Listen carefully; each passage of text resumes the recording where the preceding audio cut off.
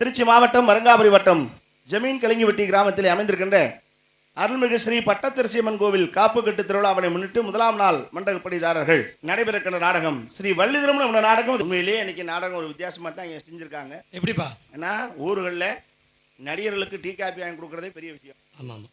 ஆனா இன்னைக்கு நாடகத்தை யாரும் தூங்காம பார்க்கணுங்கிறதுக்காக ரசிக பெருமக்களுக்கும் டீ காப்பிக்கு அரேஞ்ச் பண்ணிருக்கு. வெறும் டீ தான் கொடுப்பாங்களா அப்படின்னு நினைக்க வேண்டாம். ஸ்நாக்ஸுக்கும் ஏற்பாடு பண்ணிருக்கு. ஒரு மூடை மிச்சர் உள்ள வந்து கிடக்கு பார்த்தேன். நான் கூட என்னடா இவ்வளவு பெரிய மூடை உள்ள இருக்கேன்னு பாக்குறேன். மிச்சர் ஏப்பா இவ்வளவு நம்ம திங்க முடியுமான்னு யோசிச்சேன். அப்புறம் நமக்கு இல்ல இருக்கிற மக்களுக்கு தான் அப்படின்னு. சரிப்பா. ஏப்பா இப்ப டீ காப்பி சாப்பிடுறவங்க டீ காப்பி சாப்பிடுவாங்க. நீ என்ன கேட்க வரேன்னு தெரியுது. என்ன செருப்பு கட்ட 2 விளக்குமாறு 2 வாங்கி வச்சிருக்காங்களா? அது வேணாப்பா. அவன் சரக்கு கேட்கிறான் தெரியுதா? டீ காபி சாப்பிட்றவங்களும் சரி, அதுக்கு 2 வெட்டி எடுத்து வைக்க சொல்றியா? அந்த 2 வெட்டி எடுத்து வச்சோம்னா ஓம் வெட்டியை நொறுக்கிறதுக்கு 4 ஆள் வந்துடும். நன்றி வணக்கம். அப்புறம் குடிச்சுட்டு கலகம் தான் பண்ணுவாங்க. தவிர நாடகம் உருப்படியாக நடக்காது. அதனால அந்த ஐட்டம் இருக்கக்கூடாது. ஆனா டீ காபி மிக்சர் ஸ்நாக்ஸ் எல்லாம் ஏற்பாடு பண்ணியிருக்கோம்.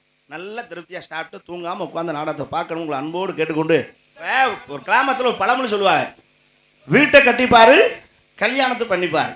ஒரு வீடு கட்டுறதுங்கிறது லேசான காரியம் இல்லை. அவனுக்கு அந்த ஜாதகத்துல பிராப்தம் இருந்தா தான் வீடு கட்ட முடியும். காசு உணவு வச்சிருந்தா மட்டும் வீடு கட்டிட முடியாது. அதுக்கு தான் அங்க கடனை வாங்கி இங்கே கடனை வாங்கி பேங்க்ல லோனை வாங்கி பேசு மட்டம் போட்டதோட நின்று போகும். அப்படியே கிடந்துரும், செவரு மேல வராது.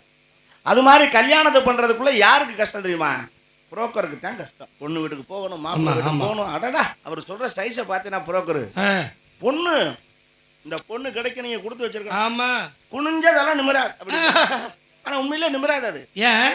அப்புறம் தான் இந்த எந்த நேரம் செல்போனை காதில் வச்சோம்னு இப்படியே தெரியும். அப்புறம் குனிஞ்சதெல்லாம் எப்படி நிமிரும்? அது அப்படியே குனிஞ்சே போயிடும். சரி. அப்புறம் அங்க போய் சொல்லுவார் பொண்ணு வீட்டுல, எப்படி மாப்பிள்ளை 2026 இப்படி ஒரு மாப்பிள்ளை நீங்க பார்க்க முடியாது. எந்த கெட்ட விளக்கமும் இல்ல. 6 மணிக்கு மேல தெரியும். என்னது வேட்டி அவுத்து தோல்ல விட்டுதான் வருவேன். இப்படி இப்படி பொய்ய சொல்லி ஏன்டா கல்யாணத்தை பண்றீங்கன்னு கேட்டா அவன் சொல்றேன், பழமொழியே அப்படி வந்துருச்சு. எப்படி 1000 பொய்ய சொல்லி ஒரு கல்யாணம் பண்றோம்ன்றாங்க. இது எவனா விளங்குமா? 1000 பொய்ய சொல்லி ஒரு குடும்பத்துல எவனா கல்யாணம் பண்ணா அந்த குடும்பம் உருப்படுமா? இந்த பழமொழியே தப்பா நம்மால் சொல்லி ஆரம்பிச்சிட்டான். இது வார்த்தை அதுக்கு அர்த்தம் அல்ல. 1000 முறை போய் சொல்லி சொந்த வந்த உற்றார் உடம்பு எல்லாத்திலையும் போய் சொல்லி இந்த கல்யாணத்தை நடத்துறான்னு சொன்னதை நீங்க 1000 பொய்ய சொல்லி கல்யாணம் பண்ணா அப்புறம் அந்த குடும்பம் அப்படித்தான் இருக்கும். அது மாதிரி ஸ்ரீப்பட்டு சிரமப்பட்டு துப்புப்பட்டு துயரப்பட்டு கடைசியில காஞ்சிபுரம் பட்டு எடுத்த அந்த கல்யாணத்தை முடித்தே தீர வேண்டும் என நாடகத்தினை அமைத்து கொடுத்த நாடக அமைப்பாளர் மற்றும் ஒளிப்பதிவு செய்து கொண்டிருக்கும் இது உங்க ஒரு யூடியூப் சேனல் கோவை அன்பு உள்ளத்தாருக்கு உளம் கணிந்த நன்றி தெரிவித்துக் கொண்டு